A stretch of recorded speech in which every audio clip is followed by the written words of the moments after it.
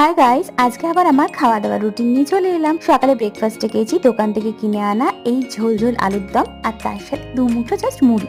মুড়ি আমি ভালোবাসি না, তোমাদেরকে আগেও বলেছি, কিন্তু মুড়ি আমাকে এখন বাধ্য হয়ে শরীরটাকে একটু ঠিক রাখার জন্য মাঝে মাঝে সকালে খেতে হয়। দুপুরে লাঞ্চে আজকে হয়েছিল কলমি শাক ভাজা, তার সাথে পটল ভাজা, তার সাথে পেঁয়াজি, আবার ডিমের অমলেট, আর তার সাথে পোস্ত। আজকে মাকে ডাল করতে বারণ করেছিলাম, কয়েকদিন ধরেই খুব পোস্ত দিয়ে ভাত খেতে ইচ্ছা করছে, তাই মাকে বলেছিলাম একটু গ্রেভি করে পোস্তটা বানিও, যাতে এটা দিয়ে ভাত খাওয়া যায়।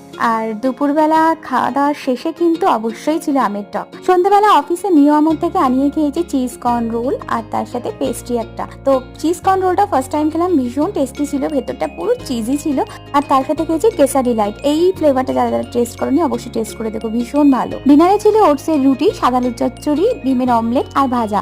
আসলে আমি একটা রুটি খাই বলে মা সবকিছু সাজিয়ে গুছিয়ে দেয় যাতে পেটটা আমার ভরে যায়।